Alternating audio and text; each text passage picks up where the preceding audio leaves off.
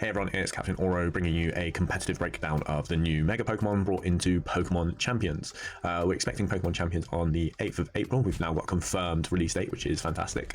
And alongside that, we have a boatload of new Megas from Mega Pokemon ZA that have been introduced. Now, unfortunately, we don't have all the abilities for all the Pokemon that will be getting a Mega Evolution. However, there has been some rumored abilities, and there is a current test server for pre-champions, which I'll link down below. Thank you very much for the mod who made that server. It's been really fun to play in. I've played quite a few teams in that server as well, testing out various Megas to give it a go and see what they are like. So we will be breaking down all these Megas. Now, what I will say is, obviously, I will account for some Mega abilities not being fully confirmed. I will base it off of what the server has, and then obviously if it's confirmed or not, that might give it a slight lower ranking than what it might have if these abilities are actually confirmed to be true on those ones. So that's just something to take into mind. I will also be talking about some of the game-changing mechanics that's happened since we've last had Megas as well. There's a few changes that I'll go over when individual Pokemon might be impacted by these changes. But as you can see, we've got the tier list as per normal, going from S, which is just the best Pokemon in the Megas, and down all the way down to F, which you potentially might want to try and build around, but they might not be the best and they might cause a few issues here. I'm going to try and build up towards the S ones, but if we come across an S one first, then we will bump it in. I'm not going to include any mythicals or legendaries at this current moment because they are unconfirmed in the game. I am just going to be focusing around the base Mega legendaries. So things like Mewtwo, Meganium, Heatran haven't been confirmed in the game as such of yet, so I won't be including them in this tier list. So let's start off with we will start off at the top with Venusaur. Venusaur, I think it's an interesting one. I was discussing this in regard to it's probably going to be on the Sun archetype. It could be a grass type on a rain team. We have seen that before in previous formats. I remember a Sword and Shield team, but I think I would put it. It gets Thick Fat and Chlorophyll, which could be useful. I'm kind of waving between B and C. I'm going to put it on the C end at the moment. Obviously, if we have a look at Venusaur, I think it's spell. So we've got Venusaur here, and then we've got the Mega Venusaur here. Obviously, it gets the Thick Fat ability, which is really nice. For those you don't know, obviously Thick Fat just reduces the damage of attacks. Predominantly, I would expect you to see Chlorophyll, and I can see this being run on a lot of Sun teams, Venusaur, especially with Charizard Y. So probably Charizard Y is going to take up your Mega role, whereas Venusaur is going to probably be in a more support focus, the Sleep Powder kind of role with that, taking advantage of the Chlorophyll. So I can see something like a Focus Sash actually being on the normal Venusaur. But into regards to the Mega Venusaur, it does get quite a nice bulk upgrade in terms of the stats going from 83 and 100 in its bulk to the 123 and 120 respectively. That's not insignificant when you pair that with Thick Fat, so it's actually quite a bulky Pokemon and one that can be quite annoying to deal with. But I think it's more in a supportive set. It's not going to be your kind of mega sweeper that will kind of dominate games and destroy teams if you have it on your team. So that's why I feel potentially C tier is kind of fine for it. It's probably on the upper echelon of that. I could put it maybe into the bottom of B tier once we kind of get an idea of where we're going with this. So the next one on the list is Charizard X. I need to make sure I'm saying these ones correctly. Charizard X is an interesting one. I think, again, it's probably going to be in C tier. I think there's just a couple of... do I want it B? No, I'll pop it C tier at the moment. I mean, it's a decent Pokemon. I don't think it's anything bad. It can be a sweeper. I just think there's a couple of Mega Pokemon that gets its ability. So if we go to Mega Charizard, and bearing in mind as well, this is a physical attacker predominantly. I mean, you can have it as a mix set, but if you're running this Charizard, it gets Tough Claws, and that's basically any contact moves gets a boost. So realistically, you're wanting to run a physical set. Problem with the physical set is obviously we do already have Incineroar in the game. Mega Manectric has Intimidate as well. So those are the type of things to kind of take into account for. Fire Dragon's really nice typing, to be fair, but it just kind of gets nerfed by other Pokemon in the meta with the Intimidate. You've got Salamence as well, which is a Dragon Flying type, which gets Intimidate before it Megas. So again, it potentially kind of gets nerfed by that. So it doesn't feel like this. What you might see it crop up on a team similar to Venusaur, but again, it potentially won't be out and out around the meta. It is usable. It does get a kind of nice buff in the stats for it. I think if we get Charizard up, it's so it gets a nice physical buff, and the special defense gets a nice buff to it as well. No, special defense stays the same. It's the physical defense, sorry, that gets the buff on it, and the speed stays the same. So kind of, it's got a good speed stat, but it hasn't got an amazing speed stat. Where we're now seeing more and more Pokemon hit kind of like the 200 speed stat if you want something faster than the sweeper. The other thing to consider for a physical attacker is, compared to Charizard Y, you don't get a lot of spread damage moves. If we do go on to Charizard Y straight away, rather than go on to Blastoise, I actually think Charizard Y is actually very, very good. It gets Drought, it's a physical fly, it keeps its typing of Fire Flying, which is very, very nice. I think I would put it up in A for the current time being. I think Weather Wars are going to be really, really big, like really big in this game. There's a couple of Megas that have gained the abilities. So you've got Mega T-Tar, which keeps Sandstorm, which resets it. You've also got Mega Frost that has got the ability there to bring up the snow, and then there is rumors of another Mega getting Drizzle, which could be quite interesting, kind of giving a heavy focus around Weather Wars if that is true. Mega Charizard Y is really good. It in fact doesn't go for a split nature in its attack, and it actually gets that all thrown into the special attack, which kind of is why it kind of gets like a little bit better. Alongside Drought, that kind of gives you the same as what a kind of solar power Charizard would get if you had it with the solar power, and then you've got moves like Heat Wave and Overheat to kind of prepare. You've also got Solar Beam, which is great for it, and then it does have the flying coverage of Air Slash. I also think it's paired greatly with the Ursaluna, so Ursaluna is really good for it. Like you've got the flying type, so you're immune to the earthquakes. This does get, I believe, does it get Tailwind? No, it says it doesn't. Potentially does, but it might not have it in this gen. So there's potential if some teams got a Pokemon like Jumpluff, where you were able to set a Tailwind for the Ursaluna, get it alongside the Charizard, get the ability Drought up, you could run through teams very, very quickly, similar to kind of the Marco Sun team that we saw win so many tournaments back in Reg H. The next one is Blastoise. I think Blastoise is quite decent. It's kind of unique in what it does. Do I think it's a little bit one-dimensional? Yes, but it's got Water Spout plus Shell Smash. I think you do need to support it. I'm kind of leaning towards this kind of going in B at the moment. It's kind of mega decent. So if you actually look at, let's just get rid of a few of these. So if we go to Blastoise here, and then we've got Mega Blastoise. So you get Mega Launcher after, which is a really good ability for any kind of Pulse kind of move. So you've got this does get Dark Pulse. Let's just see what Pulse moves it get. Dragon Pulse, Water Pulse. I mean, you're most likely going to give it a coverage of Dark Pulse. That kind of allows you to hit the Mega Metagrosses, the Frostlasses, and also the Gengars. With this also as well, you've got Shell Smash that can then raise its stats. So you most likely want to put this alongside like a Follow Me or Fake Out Mon to get it there, and potentially a Tailwind Mon or a Trick Room there. Tailwind Mon most likely to kind of give it the boost so it can outspeed once it's got that +2. Trick Room's kind of an interesting option because you could not set up the Shell Smash and then go for the really big, I can spell, Water Spouts at 150 base power. That's kind of no joke when you couple that with the 135 special attack. It's a little bit on the lower side compared to other Megas, but it did get quite a genuine buff in its bulk and into its special attack here. You can see it raises by 20 points in the defense, a very, very healthy bulk in buff into the special attack, and then it gets a good special defense. Again, it's around that 70 speed stat, so it's not on the fast end, so the Shell Smash will help it go faster. It doesn't maybe mean that you will run it, but I could see a set like Water Spout. I think actually Eduardo ran this.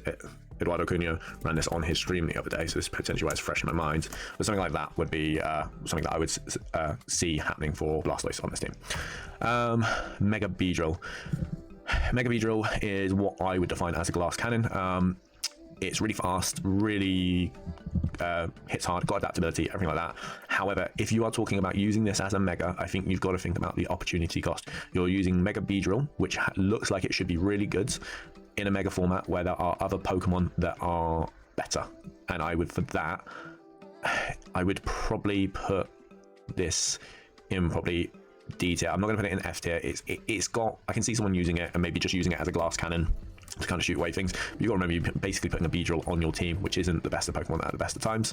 If we just quickly go over its stats, like Beedrill and then Mega Beedrill, it does considerably get see, it gets a nice adaptability boost, which is nice. But before this, you've got Swarm and Sniper. Maybe potentially you start off with Sniper with, obviously you can't have the item on it, but you've only got a 90 base, a 70 speed, 75 speed, which we've spoken about not being it's the middling speed tier in this meta. But then you go into Mega and you get those real big buffs in attack and speed. However, those defensive stats paired with the HP is just potentially just not worth it, especially if you're committing your Mega to this Pokemon. And it doesn't have like any super strong spread moves from what I remember. The next one is Mega Pidgeot. I think that can go in the same tier. Again, if we get the Pidgeot, and then Mega Pidgeot, it gets No Guard, which is kind of nice. I'm unsure of which moves it does get. Does it get Fisher? Nope.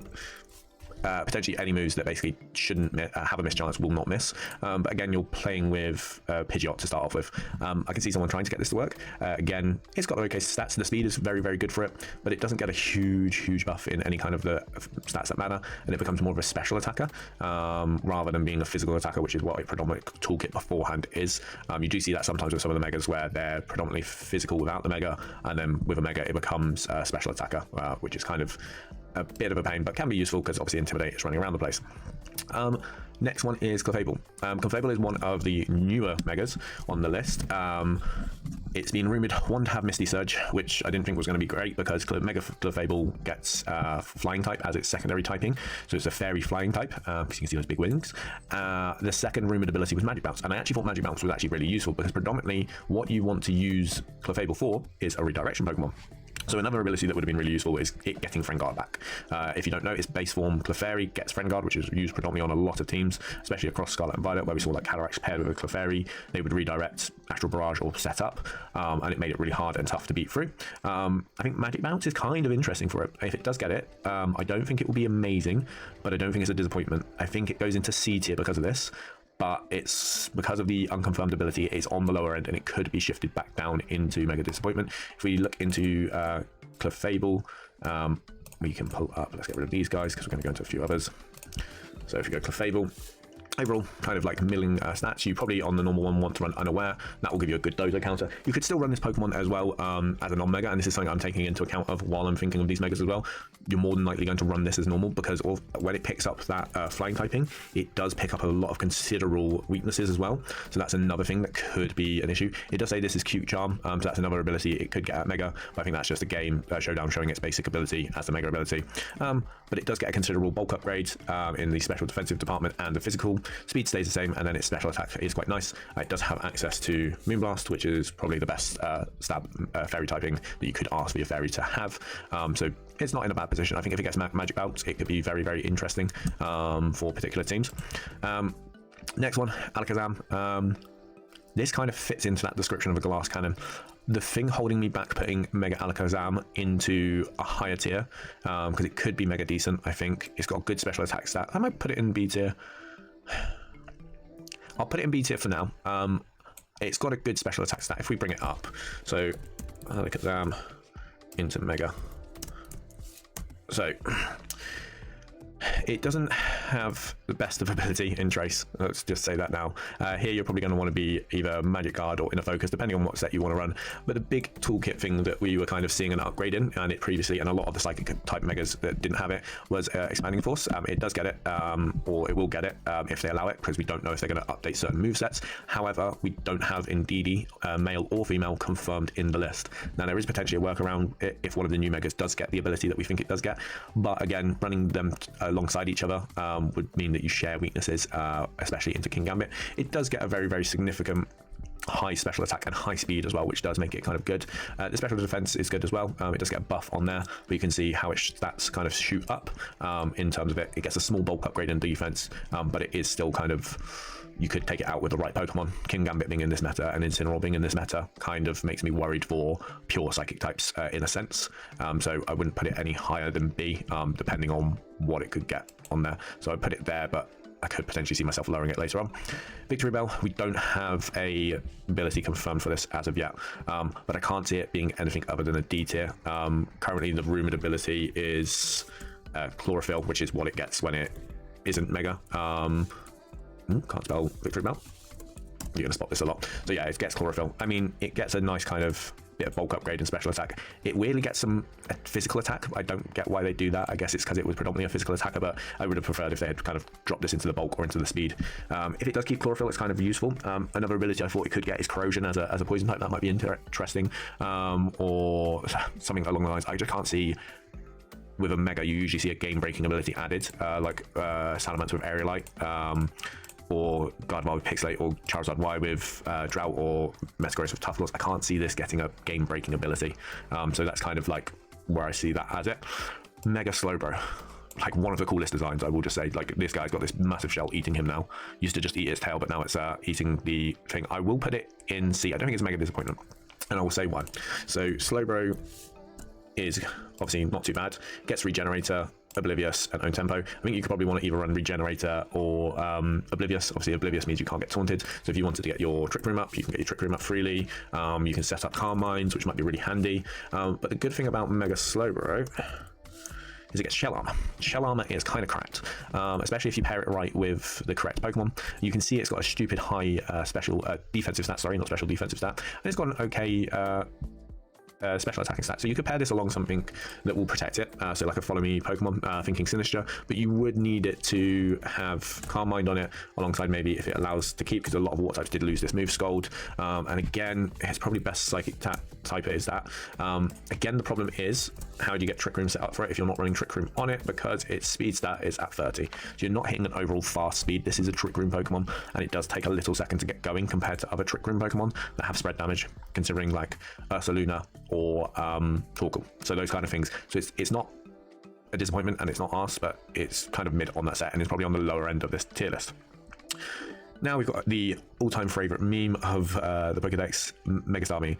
Rumor is, because of the data mining that was completed during ZA, that this would get huge power. Does huge power put Mega Starmie in a category above C tier? I don't think so. I think it puts it above these two, definitely. But I can't see Mega Starmie being amazing. That's just what we're gonna say here. At the moment, we don't know its ability. It does say it's got its normal ability, but that's just Showdown being Showdown. But it does kind of get a kind of significant. It was already quite fast as well, which is kind of a nice thing. But with its huge power, it's the reason why we think it's going to be huge power. It goes from 140 in attack. It could run a special attack, but again, Intimidate kind of does this Pokemon in. It does get some. If I go onto Starmie, I can show the physical moveset hopefully. No, it's not going to allow me, but I think it does get access to some physical moves. I think it's Psycho Cut it gets access to. Psycho Cut it would get access to, and potentially Aqua Cutter as well, so you've got kind of stabs there, but I don't think it's going to be anything broken. People might use it because it's a meme. I mean, overall bulk is not bad at 105 on special defense. Its HP number is probably just a little bit low as well, so I can't see it being game breaking, but it's not disappointing so far. Next one is Mega Heracross. Mega Heracross, there's probably going to be, I'm going to admit, there's probably going to be a lot of Pokemon that are going to be in this mid tier. One, because we don't have confirmed abilities, and also, actually, Mega Heracross, it gets Aerialate, doesn't it? I am thinking of the correct. No, sorry, not Mega Heracross, Mega Pinsir. I'm talking the wrong one, guys. Yeah, it does get Aerialate. Aerialate's kind of decent, to be fair, but it's on the physical side. So that's kind of annoying. Does Pinsir get Hypercut before? Yeah, it does. So, okay, it's not too bad, because the mechanic still works in the same way, where Intimidate goes down first and then Mega happens. So you're kind of in an okay position here with Pinsir. I think, again, it's opportunity cost. You're Mega Pinsiring for your Mega, which I don't think is the best. Bug Flying's kind of nice typing, but it does mean that you are super rock weak. Yeah, it's just kind of mid. It's just kind of mid, in my opinion. You'll see it about, but I don't think it's anything kind of broken there. On to another new Mega, so Mega Pyroar. Pyroar has been middle of the stack for as long as I can remember it. It's just a Pokemon that has just like very, very mid-stack abilities. Not abilities, sorry, stats. Like, it's nothing amazing. Normal fire, it's okay typing. It doesn't really cover anything that it's weak to, so it doesn't really cover itself really that well. Rumor is, this is the interesting part, and this is something where it could put itself into a line of its own. And if you look at these base stats just quickly here, it goes from these stats. It's got very good speed, I will say that. Like I say, very good speed, a good speed there. But it does get a buff there and a bit of bulk investment as well. Weirdly, again, they give it 20 points in attack. I wish they'd stop doing this. Like, just pick a lane and allow this Pokemon to be a really good special attacker. But it has okay defensive. It's not an absolute glass cannon. I can see someone using it, but it's supposed to get an ability, and this is a rumored ability, so we don't have confirmation, and I can't remember what they named it, but it's basically similar to Ready Drago's ability in Dragon Ball, where the fire type attacks get a boost, and that's quite important because it does get Heat Wave and Overheat, which are really good for it. Alongside, I think it can get, nope, I can't mind, is it setup slot? Does it have any setup moves? It doesn't, unfortunately. So actually, I was thinking it got Calm Mind, but it doesn't. So potentially it might not be so good, but you could run it like a Regidrago where you give it some coverage. Hyper Voice might be good coverage alongside Heat Wave, and then just using like maybe a big Overheat to kind of kill something off. But again, I can't see it being overly used. I don't think it's a mega disappointment. Or is it? It's going to be really ability dependent. And I think because we don't know its ability right now, I kind of want to This might just be me being hating on a Pokemon. I'm going to put it in D. We don't know its ability. We do not know its ability. If it does get a Dragon Maw type ability, then I can see it kind of coming into mid and having some play. But again, opportunity cost. It's not going to be high usage. A couple of people are going to use it. The next one I was really excited for when I saw it. Obviously, the biggest buff it got was its speed and special attack. Mega Delphox. I'm going to put this into A, and I was so close putting into S. However, we will discuss its ability. So for you that don't know, obviously Mega Delphox is a psychic fire type. One of its worst weaknesses is its ground typing. It's obviously got dark and water weakness as well, and a rock weakness. However, with Mega Delphox, you get Levitate. So it now goes from having 4 weaknesses down to 3. Now, Levitate's a good ability to have. However, if we do get in DD and we do have Psychic Terrain, it becomes really bad because it's one of its main toolkits that you would want to use this for, and it was used successfully in Scarlet and Violet with this set, was Expanding Force. You go from putting down Expanding Forces on Psychic Terrain. For you that don't know, Levitate obviously means that you're not touching the ground, and therefore Expanding Force becomes a single target attack, even if the terrain is down, and it loses the boost from the Psychic Terrain as well. So you do go from a 114 special attack to 159, and it also gets a massive speed boost as well, up to 134, and its bulk is quite significant as well in 125. So it's not actually in a bad position even without the NDD. I can see potentially a Calm Mindset being quite useful in the early meta game with this kind of moveset if they don't pick up NDD into the game. There is a chance that NDD and Rillaboom are not in the game to start off with, and they focus on weather wars rather than terrain wars. But there was a kind of exclusive for that packs where it did have a terrain kind of tutorial, or it was not packs, the people who went to TPCI viewed the game and they said there was like a terrain tutorial. So I can see them being in the game, but just in case they're not, this could be a very good set, like a bulky kind of Delphox. Its speed stat hits like 204, which is 1 speed stat slower than Chimpao. So, you know, it's in a really good position to kind of take advantage. Obviously, you would need to run it timid, but it does outspeed a lot in the meta with the correct training. There's only a couple of Pokemon that it doesn't outspeed, but I don't think they really threaten it hugely. The next two are the Raichus. Raichu's kind of interesting. We don't know its abilities yet. We did see a VOD, and there was a rumor that one of these got, I think it was the Raichu Y, that got Electric Surge, which could be interesting, but it's kind of unconfirmed, and it might still be Lightning Rod or something that boosts its special attack. I do kind of like it, and I think it will go into C tier. I think both are in C tier right now. One's physical, one's special. So if we go over these two, so if we go Raichu, we're not going to get our Megas. There we go. So that's Mega Raichu Y, and there's Y. So it does say Surge Surfer on this one, but the rumor is it might just be Lightning Rod, and it might just be the physical one might be getting like an attack buff one that will boost its physical electric attacks, which could be quite interesting. Obviously, if you look at this Pokemon, it's 110 base speed. It's got okay bulk around it. 135 attacks, very good. Oh, I say very good. It's kind of in that range that you would expect, but there are Megas that are way, way, way higher, and potentially a reason why you wouldn't run this. You look at Charizard X with Tough Claws, that significantly outbeats this as well. Raichu Y is an interesting one. I do have a concept around this one, which I'm kind of potentially look at testing once we get confirmed abilities, especially if it does get Electric Terrain. I think Electric Terrain could be significant for it, especially with that special attack stat being at 160, and then the speed being at 130 as well. It's very, very fast. This is 110, 130. So the fact that it does get a good toolkit like Thunderbolt, you get Eerie Impulse as well, Electro Webs or Volt Switch if you don't want to stay in. It also does kind of fill in a more supportive Mega Roll with Fake Out. You could run Fake Tears, everything like that, depending on what ability it gets. I don't think we'll see it with Surge Surfer because it's only useful if there's a Pokemon with Electric Terrain, and we don't have Pinurchin or Miraidon in the game, so I don't think they would nerf the two Pokemon that basically sold the DLC for Pokemon ZA as Surge Surfer, so I don't see that happening. Next one, Mega Kangaskhan, the Pokemon that ruined people's days back in the day. It's one of the top ones back in the day, and I still think it's up there. Me and my friends were discussing this. I do think it had a bit of a downgrade, like they did nerf it a couple of times, but it did kind of get a little bit of an upgrade, and this is one of the mechanic changes that I was talking about, if I can actually spell Kangaskhan, in the term of Scrappy. So Scrappy, if you didn't know, when Megas were originally around, Scrappy is a really good ability because it allows you to fighting and normal moves hit ghost types. Now this says it was immune to Intimidate. Back in the day, it didn't used to be immune to Intimidate. So Incineroar could intimidate it, or other intimidating Pokemon like Mega Salamence could intimidate this Pokemon before and after it Megas. Now with Mega Kangaskhan, you can actually have the Scrappy ability, fake out those Mega Gengars or just the normal Gengars or any of the ghost types like Sinistra to stop it from setting up a Trick Room. You've also got good normal stab moves. Oh, it's not going to show us, but you've got Body Slam, and you've got, I think it does get Double Edge, if I'm correct. I can't tell you because it's not telling me the format it's on. But effectively, it does kind of get a significant upgrade when it goes into its Mega. One is one of the faster Fake Out users, so it's kind of very useful to have as a Fake Out Pokemon. It also, when it was previously in the game, the last time it was in the game, it was in Sword and Shield, it would get a move called Power Up Punch. Now, Power Up Punch is a low base power move. I think it's a 40 base power move. However, when you put that into a condition with Scrappy or Parental Bond, that could become very useful. What Power Up Punch does as well is it has a chance of raising your attack stat, which could then come very useful when you talk about its next couple of moves in Body Slam. And usually its coverage move is a Sucker Punch, so it's kind of very useful.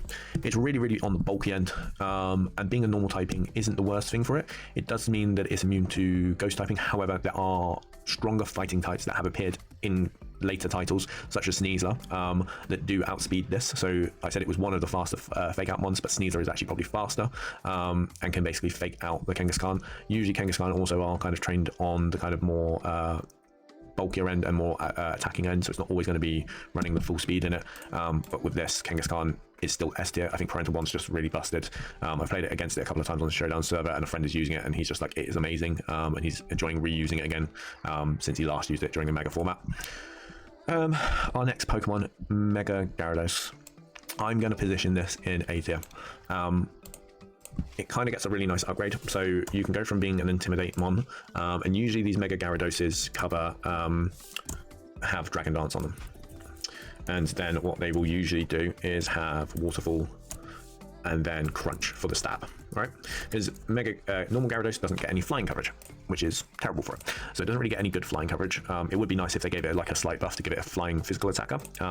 But you've got 125 attack that goes up to 155. It hits a kind of okay speed tier, but it's also got very, very good bulk. With it being a dark type, obviously it being weak to fairy and fighting, and then water typing being weak to the electric typing and grass. However, we don't have a lot of strong grass types other than like Masquerada and Sinistcha. In regard to Sinistcha, the dark typing covers it, and obviously in regard to Masquerada, if you kind of get a couple of Dragon Dances up, you're kind of in a good position, because its only real moves that's going to hurt you is a Flower Trick. Obviously, if you don't Terror, you're going to be intimidating it, and the water flying coverage is kind of typing is kind of nice into the Flower Trick, though it is a critical hit chance, so you do need to kind of prep this Pokemon. I can see it being used quite early meta and being very, very good as an early meta pick. Next one on new on the list, and it does have its new ability confirmed, is Excadrill. I am going to place Excadrill up here. Do I think it's better? I think it's actually do I think it's better than Gyarados? I think it's unproven, and I'm actually going to move Gyarados up slightly, just kind of put these new Omegas near the back because they're a little bit unproven as well. But I actually think the usefulness of Excadrill, especially if you run it on the Sand team, is kind of good. So obviously the Excadrill gets Sand Rush. So if you pair it with a T-Tar, your speed gets boosted by double. Put that with Mega Excadrill, which is supposed to get a new ability called Piercing Drill. It's basically like a baby Urshifu Unseen Fist. Effectively, it's supposed to have the side effects of any of the other protective status moves. So if you run Burning Bullhawk or Spiky Shield, it will either get burnt or chipped, but it will do 1/4 damage. Now, this is kind of interesting because that's on contact moves as well. So Spiky Shield works through contact moves, and so does Burning Bullhawk. But you have Earthquake, and if you really want the coverage, you have Rock Slide. You can have that coverage there. I think there's also, if I'm correct, you do have Fissure, which if you really want to run it, you can run it. You've got Drill Run as well, which has a high critical chance rate. I was thinking it got another move, but also the nice coverage here is the Iron Head as well. So it does get a significant buff in its attack, and it does kind of get a nice physical buff there as well. Only a little bit in the special defense, so it is frail in special defense. You do need to be aware of it, and realistically, it is going to kind of get hit. So it is a Pokemon that I can see people using as a Mega, but I can also see people using just a Sash or Clear Ram or Life Orb, normal Excadrill, because Sand Rush is just a really good ability where your speed basically gets doubled. Effectively in a fast meta, that's always very, very useful, especially alongside a T-Tar that then becomes your kind of like Trick Room sweeper as such. I could see more Sash, like more normal Excadrill alongside a Mega T-Tar if you're building that Sand team. Potentially Excadrill might appear on some non-sand teams as well, and run like its ability like Mold Breaker instead. But that's potentially something that needs to be tested. But it does kind of get a nice boost in its speed at 103, so it goes up from 88 on that one. So it's a kind of okay position. It could very much go up into S tier, but I don't think it's just there yet without any further testing. The next one is Mega Gengar. We have to respect this Pokemon. I think you all have to respect it. Do I think it is meta defining? It comes on a lot of rain teams, and Perish Trap is annoying to deal with, but it is very linear to play against if it is a Perish Trap mode. I'm going to put it in high A tier. Low S tier? High A tier. We'll stick with high A tier right now. As I mentioned, Gengar is kind of... Gengar, unfortunately, did lose Levitate, the normal form, so rip. But Mega Gengar with Shadow Tag is kind of nice. The real nice thing is you can pair this with an Incineroar, Fake Out, Shadow Tag, Mega, you lock everything in, you get the Perish Song off. You can run, it doesn't get disabled, so that has been confirmed. So there was a rumor that it could get, it could get Encore. It's got disable instead. Disable is still useful as such because you're effectively stopping it, maybe hitting you with its super effective move. It does have a very, very good speed stat. So unless a Pokemon is Scarf, you can't kind of deal with it. Like my old way of used to deal with it back in 2019 used to be a Scarf Lando Earthquake. And that was how I would deal with a Mega Gengar, by just Earthquaking it, and it would normally KO it. These guys usually just run max, 252, 252, a little bit in HP, and that's kind of it. Usually we'll see the coverage of like Sludge Bomb, Shadow Ball. Shadow Ball is kind of nice because it deals with any of the other ghost types. Obviously the idea of Shadow Tag is ghost types can still escape. So if you kind of get that Perish Song off, they pivot in a ghost type before your trap goes off as well, and they get in like Sinister or something like that. You can deal with that Sinister very, very easily. That attacks that is always KOing a Sinister unless it's running like a defensive Pinch Berry or a Focus Sash to kind of protect itself. Overall, you could see potentially this set as well if you don't want to run the Perish Song kind of strategy and you just want to kind of run an offensive version. It's not bad in kind of Icy Wind support and then kind of just a good attacking coverage. So that's kind of nice that you can run that, but majority of the time you're going to see these on Perish Trap teams. Obviously Perish Trap being kind of Wolfie's archetype, you'll see a lot of people maybe pick that up to kind of test it out in that sense. Mega Aerodactyl, it's kind of in the same class as D. I'm not going to go over some of the big ones too much, but I'll just show you. It does get Tough Claws. However, it's got... the meta is just against it, realistically. There's too many steel types. There's too many... the water meta is very good. It's got a really good speed stat. Its bulk's not overall bad, but I just think there's better Pokemon at what it does, especially on the physical side, where it now can get intimidated. Well, it's always been intimidatable, but it doesn't have a lot... It has a lot of moves there, but... it's just a shame that they didn't give it Head Smash for its normal when it's not Mega'd, because Rock Head would be quite nice. The other abilities are kind of so-so. Unnerve might be useful with Pinch Berries in that sense. Mega D-Knight, one of our newer Megas, and it got an ability that a lot of people were disappointed by. So it kept Multiscale, which it already gets. So you can run normal, you can run Mega D-Knight, have it in normal form, run Inner Focus, and then Mega it to Multiscale. However, if that Multiscale has already been broken, the Multiscale is now useless. I think it's in the top end of B. However, I think, and it does have very good stats, but I think its best archetype that it is potentially on right now is going to be Rain. And the reason why is because this goes from being a very, very good physical attacker, like we've seen over tournaments in Scarlet and Violet. You see the loaded dice set and the choice band set. However, now it's better off being a special attacker, especially with that 145 special attack. It's kind of incomparable. You lose 21 points of attack if you decide to go physical and you don't have enough focus after you Terra, so you can get intimidated. But usually what I've been seeing is something along these lines on the rain teams with a Tailwind or coverage move of Thunder, which is kind of handy alongside a Protect. And the way they kind of try and keep the multi-scale is by using Sinister with Life Dew or Hospitality to kind of heal it back up to its full HP, so then you have to double hit it again to kind of kill it. So I'd always recommend running Protect on this Pokemon to kind of get it useful in that sense. But yeah, I think that's fine. We're not going to go over the Mewtwo's as mentioned. Mega Meganium, one of the newer Pokemon and one of the ZA starters. I currently, unless this gets a toolkit boost, its typing is Fairy Grass. It's got really nice bulk and a special attack, but it doesn't have Moonblast. And this is the thing, I'm going to put it in D. And some of you are not going to like that. Some of you are not going to like that. Meganium has forever been the starter Pokemon that has been a favourite of people. However, I don't think Mega Soul is going to be super busted. We don't know the interactions between it. It does have Webbable. Mega Soul, for people who don't know, is basically it acts as if the Pokemon is acting in harsh sunlight. So even if you're on a rain team, your Solar Beam will charge on turn 1, which is quite good because it does get Solar Beam. However, its moves that get affected by Sun are literally those 3 and this one here. So you've got 4 moves that get affected by it. It could be run on a bulky team where you're kind of looking to stall. However, the shifts in the game on Pokemon Champions suggest that stall is going to be very, very hard to run because stuff like Protect has had reduced PP.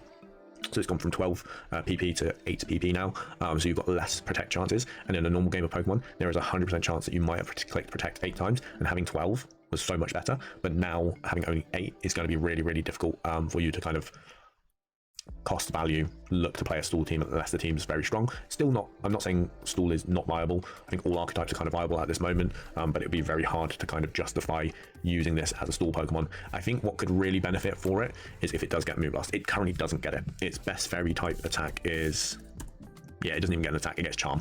So you're looking at making a grass fairy typing, which is not good coverage. It has a lot of weaknesses. Tapu Bulu is basically the same Pokemon, but with grassy terrain.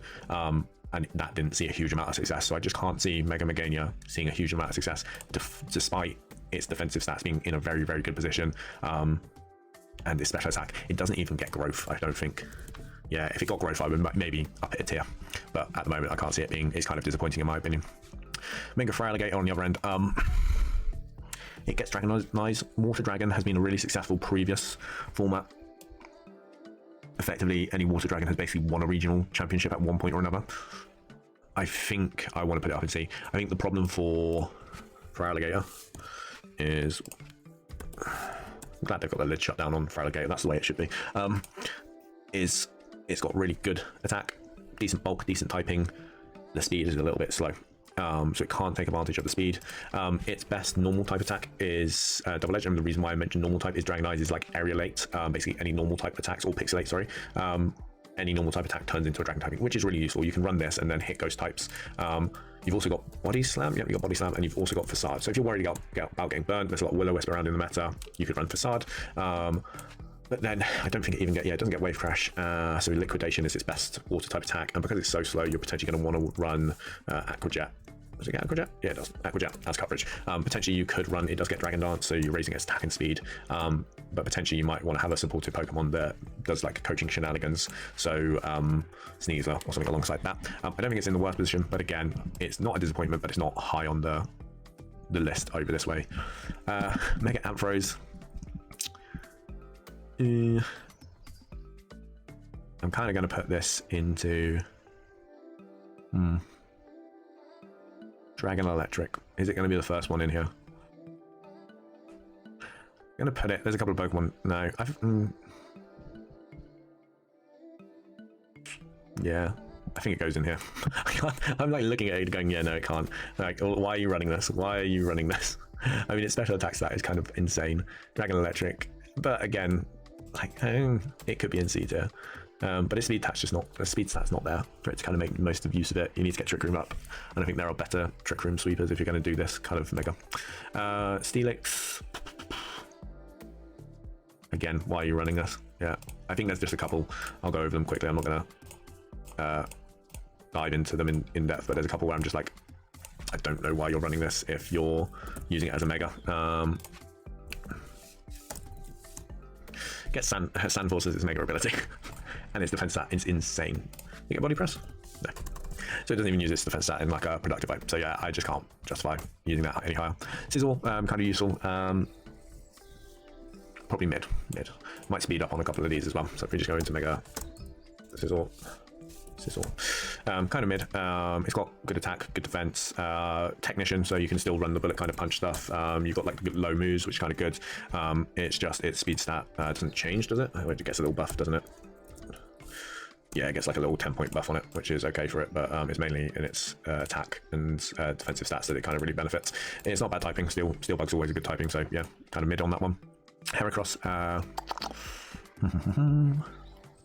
gonna put it up. Yeah, it goes in C as well. Heracross. This was the one I was typing in earlier. You can't really run anything other than Moxie on it because of the ability, the boost on it. Like Guts is kind of nice if you're expecting someone to burn you, if there's a lot of Will-O-Wisp or burning moves. But again, Skill Link, kind of an interesting move. It does have like a high attack stat and a good special defensive stat. Typing's okay wise, but it's not hugely fast again, so don't think it would be doing anything special. Mega Skymori. I think you put this in mid again. Mid again. Like, it's just kind of interesting in the fact that, you know, you're probably going to run the Mega Starmie in its base form as sturdy, and then the minute you take a hit, you're kind of like done. So you're going to run sturdy, not weak armor on this one, and then you get the Mega. We don't have confirmed abilities again. It does have like a rapid stat, so it's 110. The defensive stats are kind of good again, and then these attack stats at 140, which is kind of okay, but it's kind of just a bulk up, and it actually loses defensive stats. It's 140 down to 110, which is kind of disappointing there. They didn't retain that defensive stat because there's a lot that kind of hit it, but it is fast. So again, it's not Glass Cannon-esque, but it wouldn't survive a huge amount of hits compared to some other Megas. Mega Houndoom, just go into disappointing. I don't think Mega Houndoom's anything to shout about. So if we go here, it gets solar power. Why are you using this on a Sun team if you're using Mega Charizard or a Torkoal? Because effectively the Charizard kind of does this for you in normal form with solar power. If we look at it, I mean, it's got a better, but then you're just going to boost it up. So potentially there's a reason for it, but speed stat, it's just really weak. And obviously the nice thing about Charizard is you've got the flying type, so you haven't got ground weakness. You need to run this alongside Torkoal to give it the boost as well, so you've got double ground weakness there. Ursaluna in the meta is kind of annoying for this Pokemon, so yeah, I just wouldn't probably run that. So it goes down into that stat. It's probably on the higher end of this stat alongside, I would say, Pyroar. Pyroar's really ability dependent. T-Tar. T-Tar is decent. Is it decent? Or it's kind of counter to Charizard. There's a lot here that would counter it other than Mega Delphox. And I'm going to give T-Tar the benefit of doubt. It's also won a couple of championships. But the nice thing with Tyranitar is that, oh, not Tynaway, it does get a good amount of bulk. It is still on the slow end, so you can still use it as a trigger and sweep, but like I was saying, you're probably going to pair it with like a normal Excadrill alongside a Protect, and then you're probably going to run maybe, let's say, Rock Slide, Crunch. If you want coverage, you can run Low Kick, but you could also, if you want to boost it up further, Dragon Dance. It does get Dragon Dance, which is kind of a useful stat. Pair it with like an Intimidate Mon or something that can defensively protect it, and you might be in a good position. Sandstream's really nice. It gets Sandstream to start off with, and then you Terror it to take back terrain control. Oh, sorry, not terrain control, weather control, and you're kind of in a good position there. Mega Sceptile gets Lightning Rod. It gets Lightning Rod on Mega. It's a Grass Dragon type. Can I justify this? I was kind of, as a kid, I was kind of disappointed by it. It's got a cool design, but I was disappointed by it. It can go into C tier. I'm going to put it on the C tier. I haven't kind of ranked these on that one. Yeah, it's nothing special, I wouldn't say. You're going to see it used. The problem is its normal ability is always better with Unburden. So running Lightning Rod, maybe you want it on... You could run it on a rain team. You could run it on a rain team as like the grass Pokemon coverage, but you're committing a Terror on a rain team for that. Or if like you've got a team that maybe might be like very electric weak, you could run it here. But there's not a lot of electric Pokemon. And the other problem is if you put this on a rain team next to Archaludon and then go for your electric shot, you're giving this a special attack boost, which is fine because it's got 145. You're putting it up to +1. Then you're kind of giving it a very good special attack boost. Alongside that, you've got 85 and 75 defense. So it's not the bulkiest. It is kind of like on the more kind of like fragile side, especially if you put it in a Weather War where they've got Dragonite. I mean, special attack wise, what does it actually get? Dragon Pulse. It doesn't get Draco Meteor, which is kind of nutty. If they gave it Draco Meteor, definitely kind of good. Dragon Pulse sometimes just misses the KOs you want. It does get Leaf Storm as well. Yeah, it's not really the one that kind of clicks it, but I can see it being used. Blaziken, another C tier. Yeah, Blaziken just does the same thing that regular Blaziken does. Sorry, let's go for the Mega. Blaziken. Is it not programmed into the game? No, it's there. Yeah, so kind of just does the same thing. You get the speed boost, you protect, speed boost, protect, speed boost, attack, protect, speed boost. It's more on the physical side, so Intimidate's kind of going to be annoying for it, but it does have some fighting coverage, so you can just CC the Incineroar, or the only issue would be maybe the Salamanders, and that would be the issue. So when they Intimidate, Mega, and then you get an Aerolate in your face with a Hyper Voice, you might die on that end. But again, because you're getting the speed boost each turn, you potentially wouldn't need to invest too much in the speed. You could kind of get it to a point where it could be quite nice, focus on the bulk and onto the attack, and that could be quite good in that regard. So that would help it as well. Let's remove these. Swampert. I think Swampert is one that I want to talk about in terms of like how the game mechanics has affected it as well. So we spoke about it a little bit before, but dynamic speed control. This used to not have dynamic speed, so you would chuck Rain in and it would still be the slowest thing on the field and it wouldn't move first. Nowadays, when you have Rain active or you put Rain in by switching the Pelipper or Politoed in, this will move first now, or most likely move first compared to the other Pokemon. It does also have a really useful toolkit. I'm not going to put it into A, though I think it could, but I'm going to put it on B and high B on that. I think it's going to be really good. I was saying to friends, I just think Mega Swampert is going to be really good. It's not, it's going to be based, there's going to be a lot of rain teams, because effectively you could go for Mega Swampert or you could go for Bascullegion. Those are your two Swift Swim users that you would use in this meta. Bascullegion obviously benefits from Last Respects, so that's the huge thing. So Choice Band Last Respects or Life Orb Last Respects kind of works really well for it. Whereas you've got this guy whose only real big weakness is the grass typing, so Sinister is kind of annoying for it. However, you do get some kind of nice ice coverage with Ice Punch. Yeah, Ice Punch is probably your best physical coverage there, but you could wall out the Sinister. It does get Wide Guard. So that's kind of nice in itself. So you can actually wall out the Sinister by itself, clicking Wide Guard. However, that just supposed to put it into a more supportive rule. It does get Waterfall as well and Liquidation. It doesn't get Wave Crash. It doesn't get Wave Crash, which is another big thing. Wave Crash is kind of like useful, especially on the water types. And then it does get Earthquake and Stomping as well. Earthquake you probably use a little bit more if you had the Pelly. And I think if you want to go with the Earthquake route, you would probably want to have a single stab attack there. It doesn't get Aqua Jet, which is kind of, you know, sometimes you do want that quick snipe, even if you are Swift Swim. You're trying to outdo the Sucker Punches, but its attack stats at 150. Again, it's slow outside of rain, but obviously that Swift Swim kind of makes up for it. So again, you can potentially get it to a comfortable point of speed where you're like, okay, this outspeeds the majority of the meta in rain, and it outspeeds the things that I need it to outspeed outside of rain as well for that one. Gardevoir, I've been using Gardevoir quite a bit on the test showdown server, mainly on VGC's Hard Trick Room team. It's decent, it's very good. Hyper Voice, Pixelate, Psychic, and then it's got a couple of coverage moves. Do I think it's in the A tier? I think if I put it in the A tier, it's because I'm leaning into my bias for Gardevoir. Gardevoir was one of the first Pokemon that got me my day 2. It also gets Expanding Force like this one, but it doesn't get the speed, but it has a very, very good bulk. I'm going to put it up in B tier. It's one of the higher B tier ones, to be fair. It's just got good kind of coverage. Obviously, you are going to want to run Hyper Voice, similar to your... I keep typing in the normal ones. Mega. You are going to want to run Hyper Voice because of the Pixelate. Just good spread damage. Psychic's good for it. If we do get Psychic Drain, Expanding Force is good for it, though you do then need to be careful of Wide Guard. And then it does get Trick Room, Calm Mind, Imprison. So you can kind of like, it kind of can become like an anti-Pokemon in a sense of like, you can stop, if you have a really bad Trick Room matchup, you could use this Pokemon as like an anti-Trick Room Pokemon. So you could have it with like, let's say Hyper Voice, Psychic, Trick Room, Imprison. Or even better, you could just run it with Hyper Voice and then Protect as well. Imprison's kind of nice with Protect because it stops all the Pokemon using Protect until they take out Gardevoir. And obviously you can still use Protect, so that's kind of a useful tech to have on a Mega Pokemon, but it does put it in the more supportive role. But it does have a really, really good special attack. And as I mentioned, its bulk is kind of decent, especially in the special defense. More the physical side, it kind of is weak. And 100 speed isn't anything to joke around with. Mega Sableye. I haven't really tested it out too much. A lot of people say it's kind of decent. It's the one Pokemon that I probably need to test before Champions comes out. I'm going to put it in C tier. Probably bias again for myself because I haven't tested it out, though I know people kind of like this Pokemon. Magic Bounce is just really useful for it, but it's on the supportive side for me. You know, you're going from Prankster to Magic Bounce, which is nice because you can then kind of get your... No, it doesn't even get Trick Room here. So, you know, you're getting your support moves off if you want them. It does have plenty of supportive moves to help your team, which is good. That's kind of like Sableye kind of niche. But you don't need Magic Bounce if the Pokemon is not threatening you, and it's a mixed attacker again. You're probably going to put it on the special side with this, but again, it's not really the coverage monster that you want it to be on the offensive side. So yeah, it's kind of an interesting Pokemon. I can see people using it, but not for me. Mega Mawile. One of my friends really likes Mega Mawile. Like the minute we got announced Champions, they were like, I'm using this. And there are particular Pokemon I appreciate people are going to be like, yeah, that's my thing. I'm just trying to justify putting it higher than C.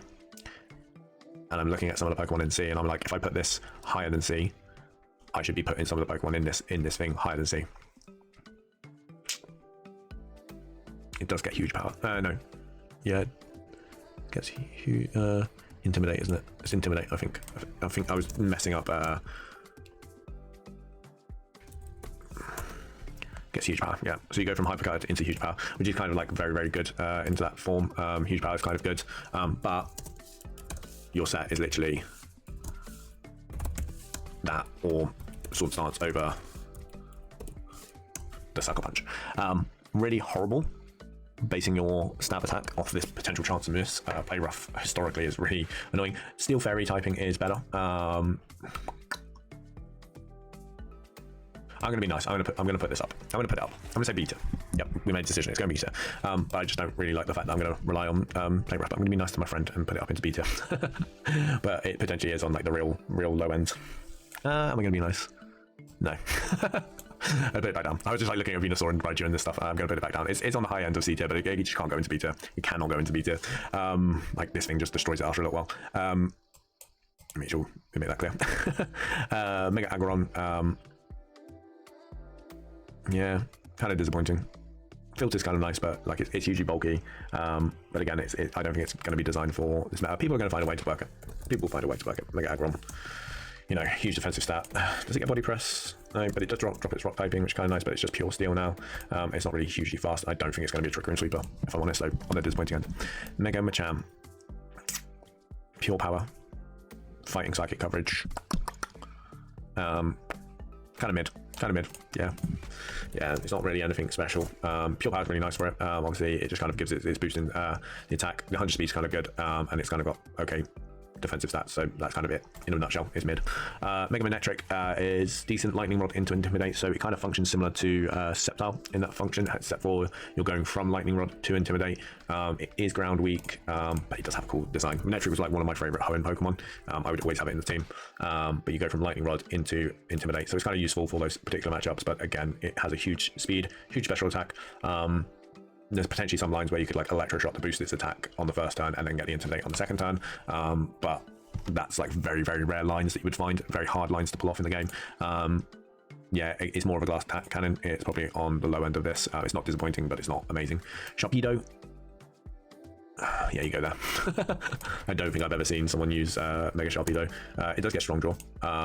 However, if we get other Pokemon that have Strong Draw, I don't think it's worth using a Mega for a Strong Draw. 105, 110, 140 attack with like no bulk. It's Water Dark, which sounds really weird that I'm putting it down here. Like Water Dark with Gyarados as well. But I just don't think it's better than Gyarados, and I don't think it's better than a lot of Pokemon. Actually, I'm being a bit harsh on it because I don't like the design. Strong Draw is a decent ability. No, it can stay there. It can stay there. I'm being harsh on it. I don't like it. I don't like it. It can stay there. I'm giving it input on design. Mega Camerupt. It's probably the first genuine Trick Room Sweeper out of the Megas. I can see people using it, but its ability is Sheer Force, so it doesn't really benefit with the main move that you want it to do. This Earth Power, fine, you're going to get those boosts, and then realistically, your main, is there any fire type that does any secondary effect that's kind of useful? Lava Plume, but that's adjacent Pokemon as well, so it's kind of not useful in that sense. So it can go mid. Yeah, it's kind of like the first genuine kind of Trick Room one. Mega Altaria, it does have usage. I have seen it around. Is it disappointing? It's just kind of not great, I would say. There's better Pokemon in that tier list above it. For Alligator, for example. What's its ability again? Pixelate. Oh, it's a fairy dragon. Yeah, I forget about that. It changes typing. Does it get Hyper Voice? It does. 80 speed, 110. It's not better than Gardevoir though. It can go into C. I was forgetting that it changes typing. I was thinking it continues to be Dragon normal, but Dragon Flying, sorry. But Dragon Fairy, it's not the best defensive typing, but it's not the worst. Pixelate's kind of nice for it, and it's got good defensive stats, so you can kind of run like the Roost annoying set where it just sits on the field for ages. You just get big Hyper Voices off. And then it probably has good dragon coverage, I'm going to guess. Does it get Draco? Yeah, it gets Draco. So yeah, you're kind of in a good position where you can kind of hit, hey, you're poison type, so my Hyper Voice is going to do damage. The only thing is steel types are really probably bad into this if you've just got that coverage. So you might want something to hit into it on the team. Mega Bayonetta, it's mid. It's mid. It goes from kind of okay to mid. It's mid across the board. I think it gets, let's get it up. Me not spelling again. Prankster. Prankster's kind of useful. It's a ghost type. What ability does Bayonetta get again?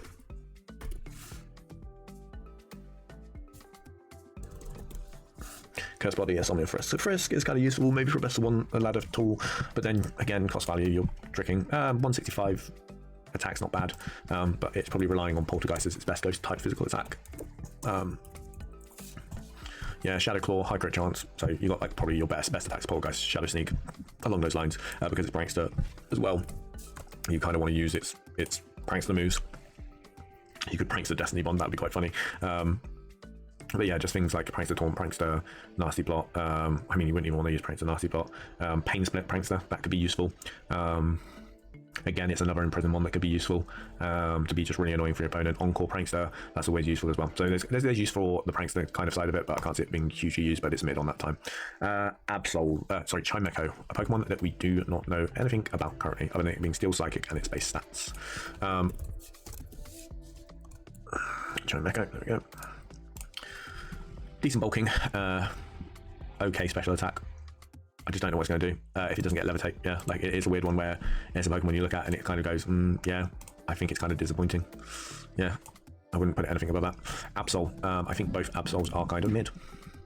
Cool designs, honestly. Mega Absol is very, very cool designs. But unless they give the new Mega Absol, this gets Magic Bounce, which is kind of useful. But wait, I don't want the other Absol. I want this one. There we go. If it gets Magic Bounce and Magic Bounce, that's kind of hilarious. But they're kind of the same Pokemon. But you look, it goes from having too much special attack to speed. They've done this on a couple of the Z Pokemons where they were like, oh, the original Mega kind of messed up. We put too much special attack into it, and therefore we've given it more speed. It's super fast, super like it can hit hard. Sharpness like might be quite nice for it if it's got any kind of physical attacks. Obviously, I can't check currently on the thing because we don't know its attacks. Sharpness might be nice on this guy, but it's just faster, and that's it. And it just goes into mid. Magic Bounce is kind of useful. Super Luck into Magic Bounce, kind of useful. Potentially, I'm being too kind on these two. Megalay, disappointing. There you go, Mega Galele, Refrigerate. I can't even remember what Refrigerate does, to be fair. That's how often it's used. 120 attack, 120 special attack, 100 speed. I mean, it's an annoying Pokemon to deal with, don't get me wrong, but I just, yeah, it didn't really get a buff that was, like, it was just a mid Pokemon. It got mid stats, and then it just got a buff in 3 of its stats to help it out. Yeah, it's just kind of disappointing overall. You know, like when you look at the Mega Pokemon, you're looking for like a unique kind of buff, kind of making it playstyle play and feel different. That's not the case with this Pokemon. So we get to one of the other big hitters, Mega Salamence, and you can tell by me scrolling up, I'm going to put it in S tier straight away. Mega Salamence was just kind of the Pokemon to bring back in the day. It was one of the big 3. Aerolate's kind of nutty, especially when you're switching it from Intimidate to Aerolate. You're a special attacker, so you're not really bothered about people dropping your... I say you're a special attacker. You're a physical attacker, but the idea is Hyper Voice kind of carries you on this one because it's normal move in physical areas, double edge. Let's have a look. Let's go here because this is what it's going to really benefit from. So you got Body Slam, double edge, facade, spread move at Hyper Voice alongside a Draco Meteor. Why you wouldn't run this is anyone other's guess. If you run the physical version, you are going to need to run Dragon Dance. That is just a thing that you will need to run. Whereas with this special version, you could run it in a bulky sense. I have seen it before. Where you run Hyper Voice, Draco, Tailwind, Roost, and you run it in kind of like a bulky sense because this bulk isn't actually that bad. The special defensive side is something to desire, but you can run it in a bulkier sense, giving it a bit more speed, and then just kind of doing that so it comes to like a supportive kind of offensive sweeper.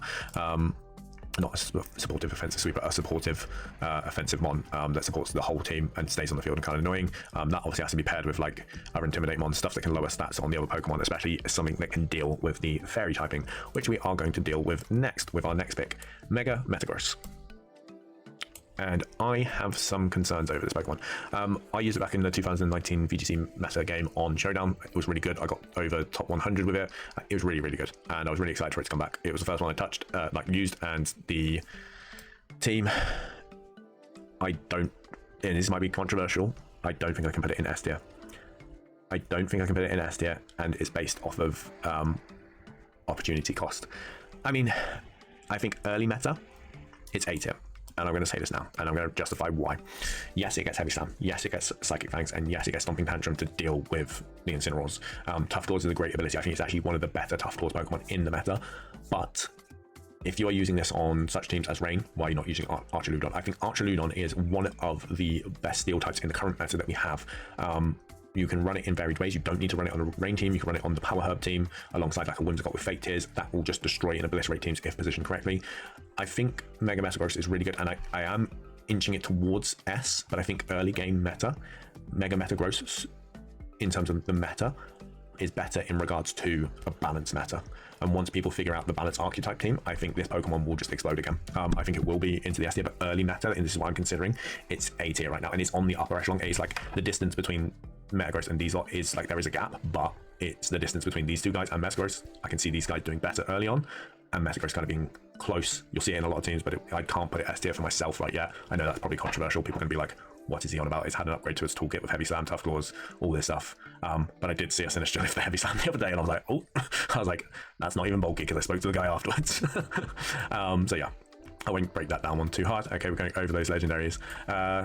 Staraptor, we don't know its ability, but I'm just going to slap it into the disappointing, because I can't see it being anything better than anything we've currently got.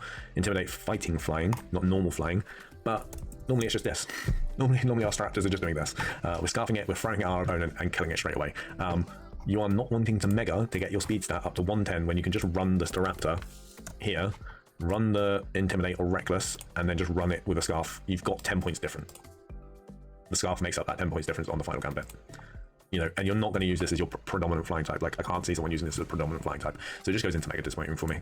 There's not enough change for it to be done. Lot Bunny, I know there's a lot of people who use it. It can be kind of annoying. It gets scrappy. Lot Bunny. Yeah, it gets scrappy on evolution, on Mega Evolution, so that's kind of useful. You can run it with, like, let's say, Cute Charm or Limber, and then Scrappy. That's kind of in Scrappy, that's kind of useful. It did predominantly used to use Return or Frustration to kind of like get the boost, but those moves aren't really relevant anymore. It's got a good attack stat. It does get. I can't see if it does because it's not the game. I think it did get Fake Out at one point, or it didn't. But yeah, it's not anything meta breaking in that type. Normal Fighting is nice typing because it kind of neutralizes its weakness when it was just a normal type, which is quite cool. The Garchomps. Oof. Garchomp is one of my favorite dragon type Pokemon, and this is really hard for me to do. So I think they're both mid. I mean, I might be generous in being biased, but I just don't see enough change. I don't see enough change. Like, they actually become worse after this guy. This goes too slow. This goes too slow. Dropping from 102 to 92 is just like, why? And then they went and did the usual thing that they went and did, and went, oh yeah, we've got a really, really good pseudo-legendary, but let's make it a special attacker. I mean, it's only 11 points difference, but that is 11 points difference. You could obviously still run it as a physical attacker with like Breaking Swipe, Earthquake, but the other thing they did, they just made it a pure dragon type and gave it I don't even know if this is confirmed. I think one person was using, the server's using Sheer Force for it. So if you're running Sheer Force, like none of the physical attacks you're going to want to use other than Rock Slide, so then you're going to use Earth Power, and it doesn't really benefit from Sheer Force, I don't hugely feel. It does become one of the fastest Pokemon, hitting 223 when you give it a speed boosting nature. Draco Meteor is obviously Draco Meteor. Like, you're hitting stuff really hard with Draco Meteor at 140 special attack, but it's not like stupid high that you're kind of like, this is something I should be using. And the fact that it loses its ground stab for the Earth Power as well, if it does get Sheer Force, it's kind of like, it doesn't impress me much. Next, two of my other favorite Pokemon in Lucario. It's mid.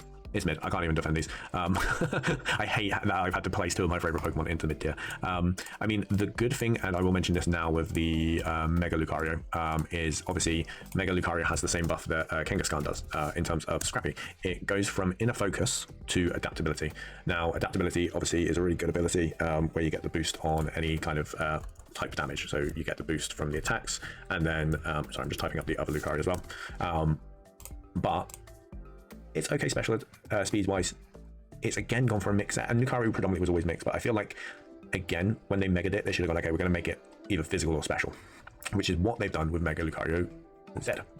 We don't know his ability. Some people have theorized the other bounce ability or a priority stopping ability, which would be quite cool, but they've done this correctly in my mind. They've made this kind of like stupid kind of special attack. They've removed too much of the bulk, I think, but they've made it really fast. Again, it's one of the faster Pokemon in the meta if you go with a speed boosting nature. Not that you will need to, there's ways to support this, but it does get good coverage in the card. I think if it got Tachyon Cutter, which it probably won't get, it would be really good. The only problem is its stab fighting attack that you're relying on is Aura Sphere.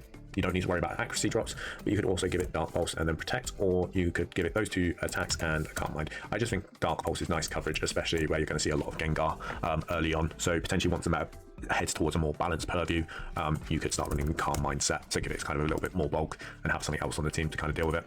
This set, if you're running it physical, you're probably going to want to go Meteor Mash, Close Combat, and then you've got Extreme Speed or Bullet Punch. So depending on what you want, if you want the stab, you go Bullet Punch, Extreme Speed, nice, but Bullet Punch will obviously hit the ghost types, which is good. Bomber Snow, sorry bud. I'm not going to talk about that, and there's one Pokemon. The reason why I'm not going to talk about that is because there's a Pokemon coming up that could potentially better it. Mega Gallade, it has had some interesting buffs over the season, and I will explain this. So Mega Glade, I was saying, could be a very, very good option on a like kind of Trick Room team with a fast mode.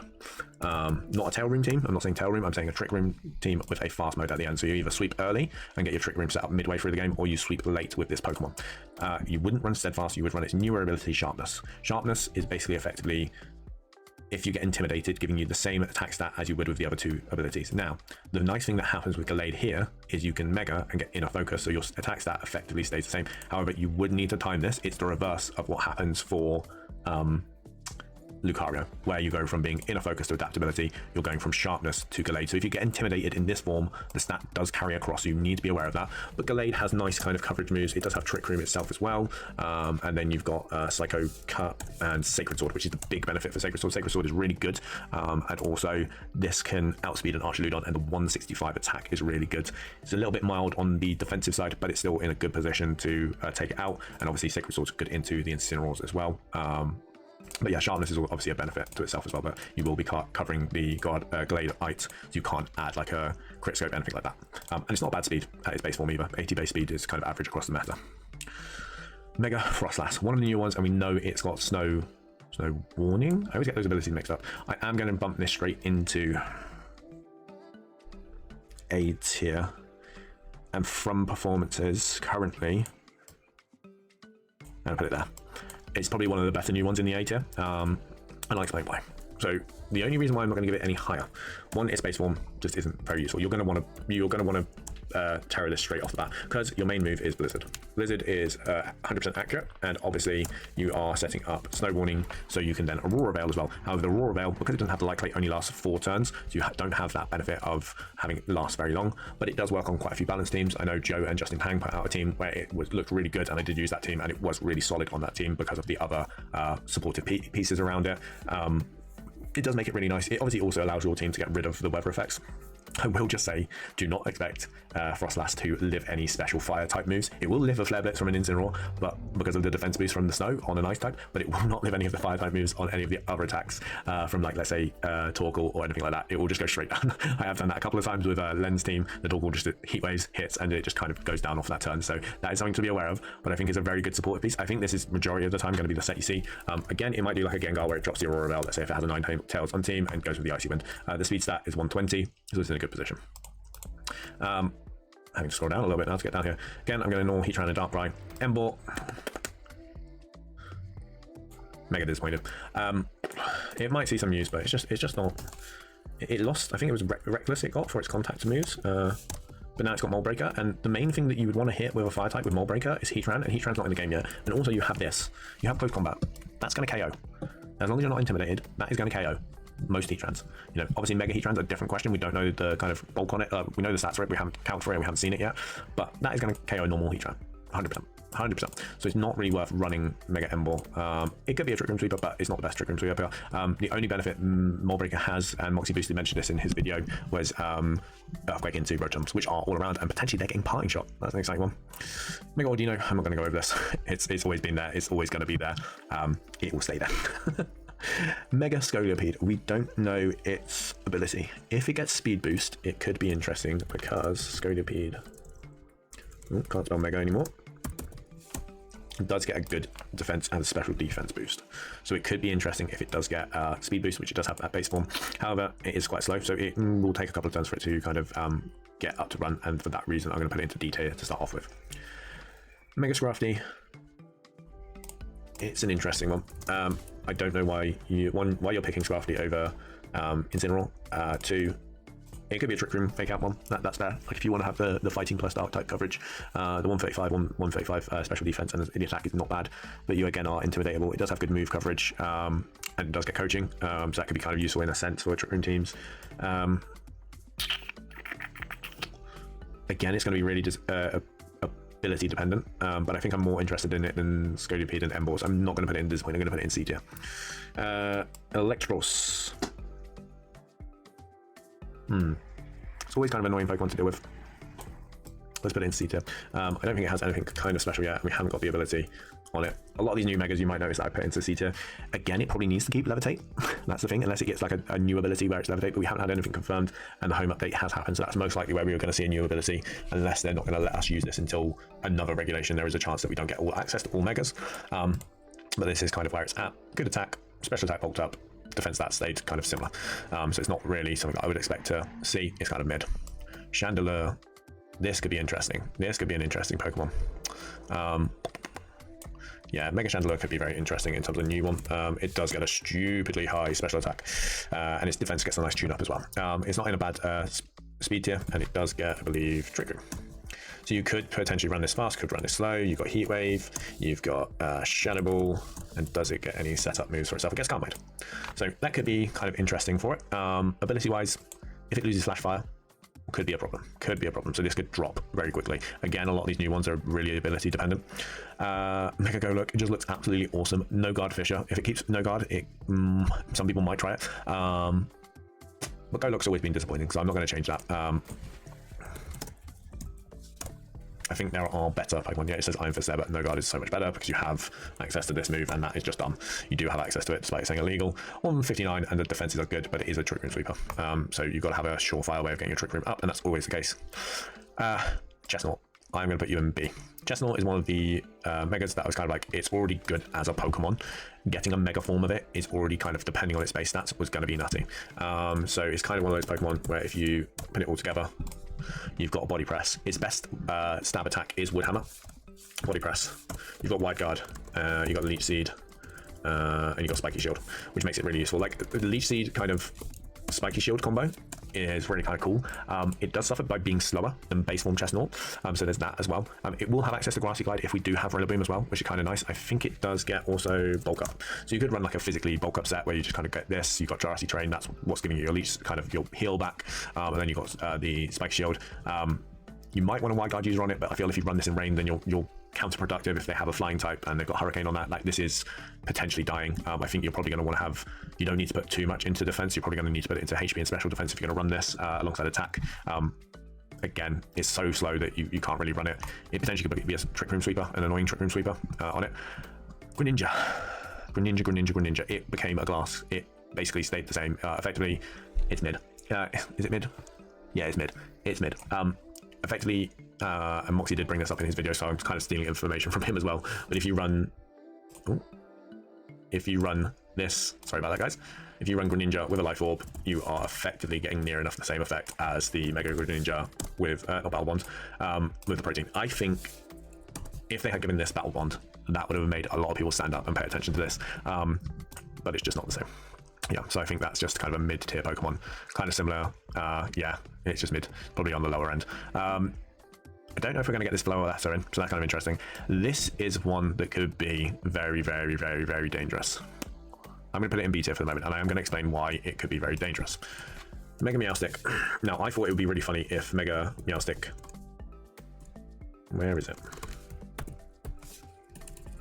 So you can get female and male version, and I thought it would be really funny if female version transformed and changed its ability from its normal hidden ability to the male version's ability, and this vice versa, because it's like a yin and yang symbol. However, in the test showdown server, it is running Psychic Surge. It is broken with competitive and Psychic Surge. Like, it is, if it gets Psychic Surge, because it then gets Expanding Force, Earth Power for coverage, and Dark Pulse, and Protect, you can effectively hit most of the meta at a 124 speed with a 143 special attack. Bulk, kind of irrelevant once you get that +2 on the competitive, especially if they lead in Incineroar.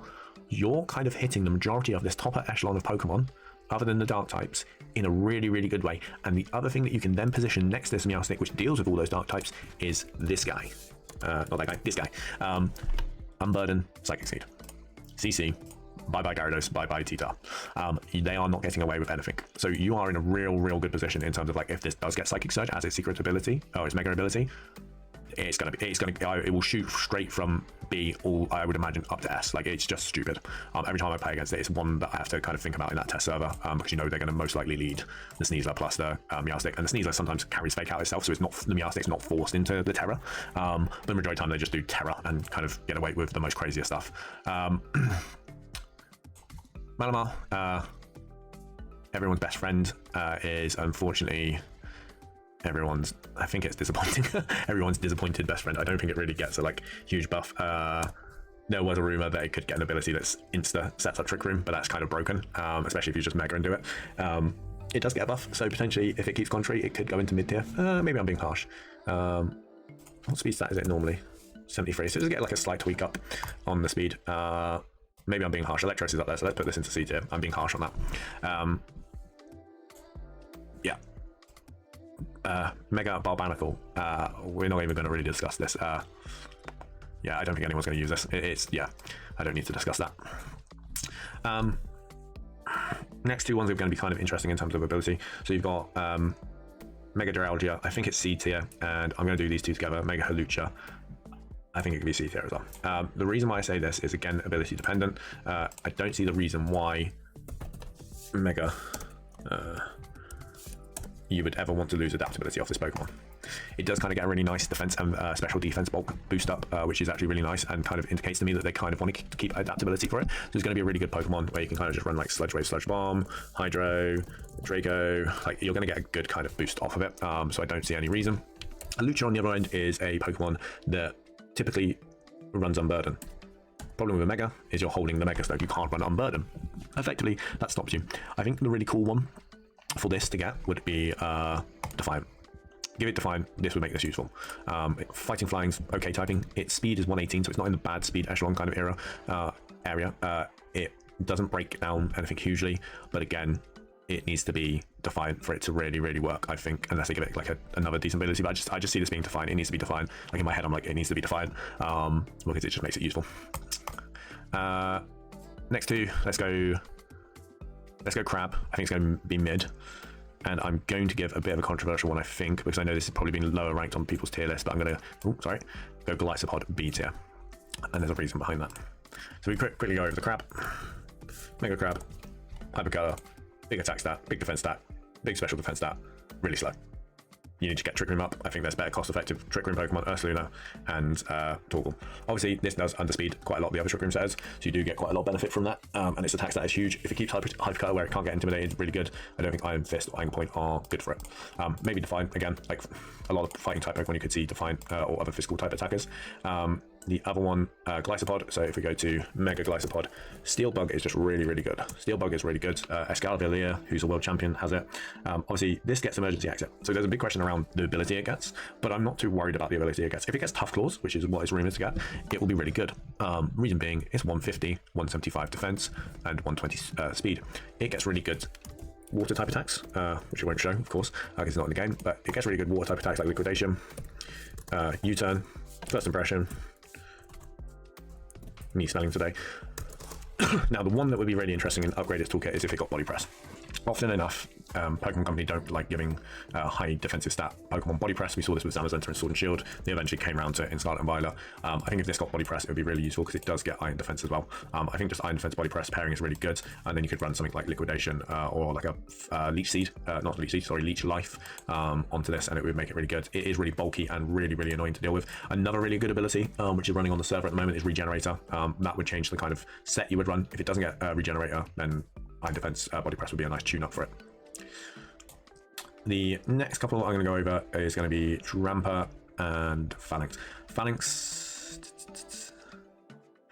suffers from not having the right partners, and that's why it's going to go into C. I think it's going to be good. Effectively, no retreat kind of makes it good. And Drampa, if it gets its ability, will be up here.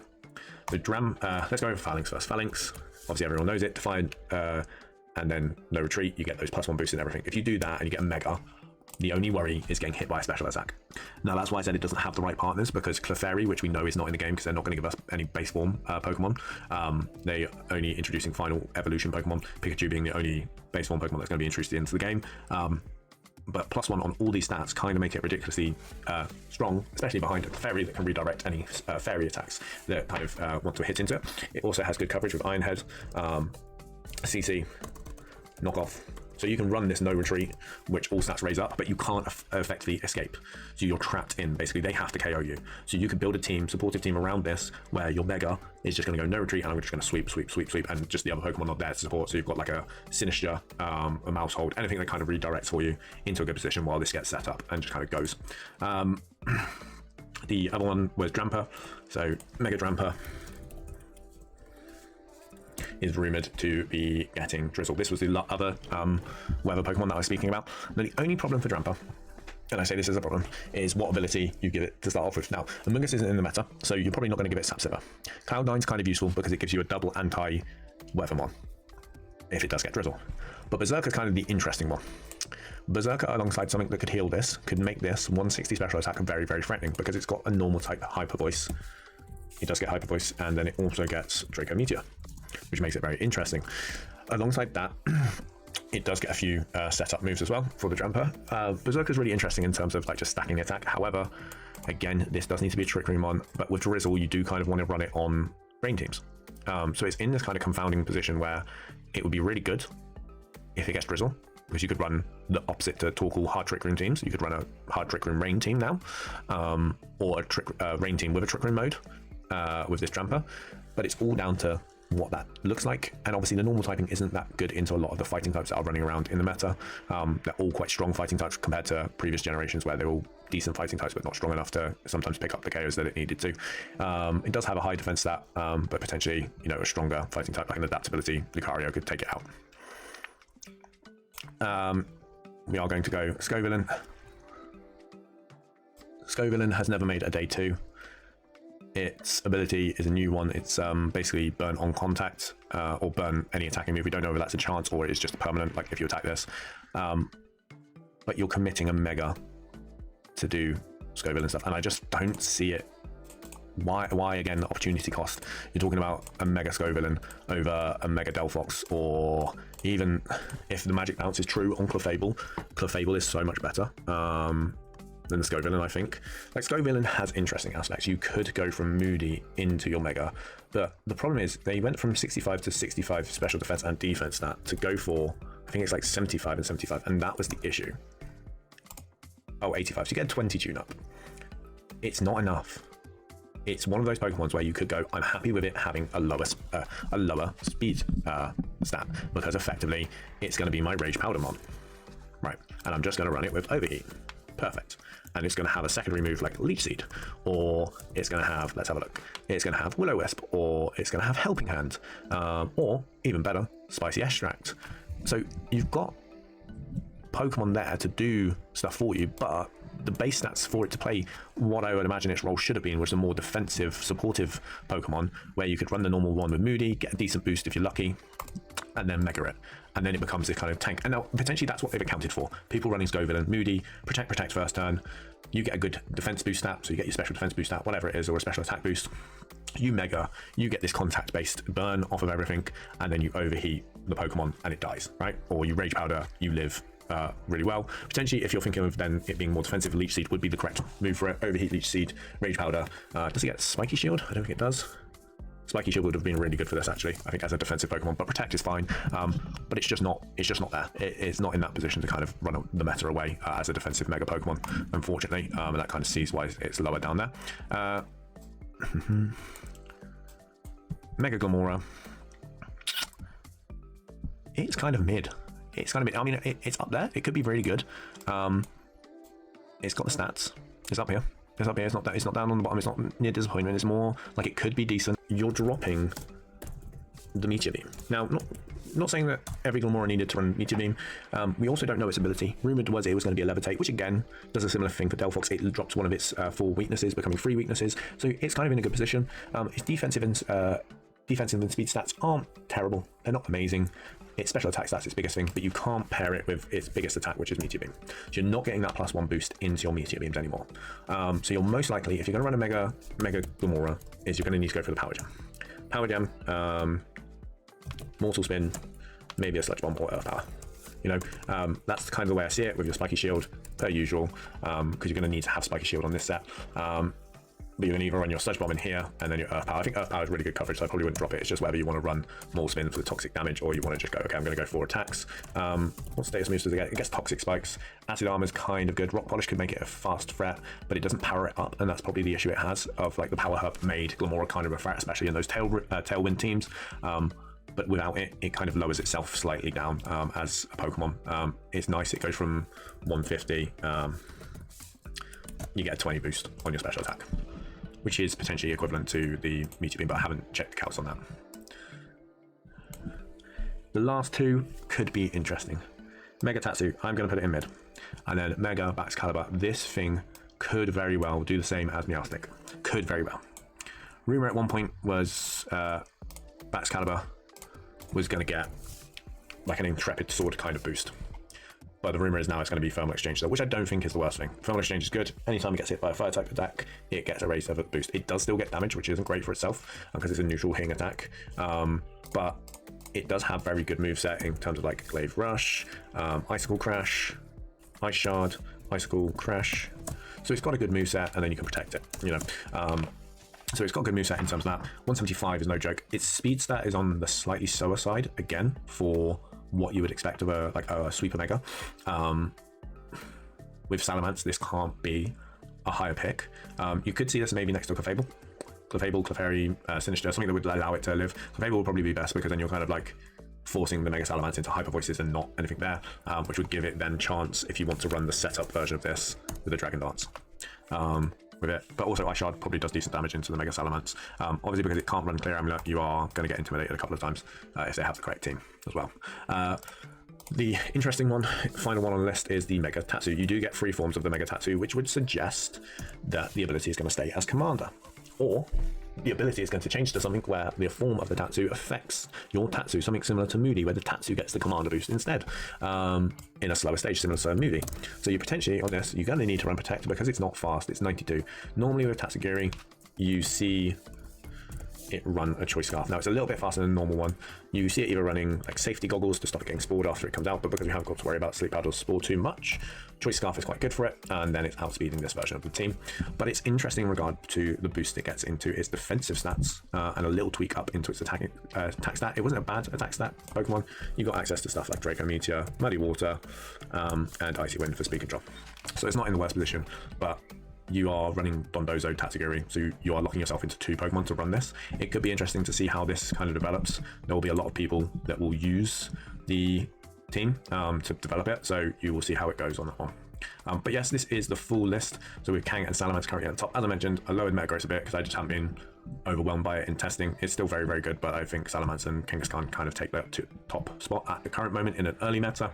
And then so this is the final list of our tier list. Obviously, you can see Mega Gengar just so good with that Perish Trap kind of mode, locking in your opponent. You know, the new Megas in Frostlass and Excadrill just look so good. Again, I think Mega Scrafty, you know, it's the one to worry about in your hard trickery matchup. It's going to be a nuisance, intimidate you, and then it's going to Mega and just deal out huge damage as well. Scovillain up there, so you can get a real kind of good like Moody boost on your first turn, Protect Moody boost, second turn, you're going to get a real good Moody boost, then you're going to kind of like Mega, and you're going to run through. Similar with Phalanx again, you got that Phalanx kind of no retreat strategy, and you're just going to run through teams. Obviously mentioning that we've got some Pokemon loaded down, but you know, these are kind of the guys I expect to run the meta, these top echelon Pokemon. On those ones, watch out for Mega Lucario Z and Golisopod. They could run through this meta if need be. But if you've enjoyed watching the video, thanks for watching. Make sure to drop a comment below of who you think is going to be the Mega Pokemon of this regulation, who you actually think is not going to do that well, not going to be people's favorites, and then in the end, make sure to drop a follow. Thank you very much for watching. Goodbye.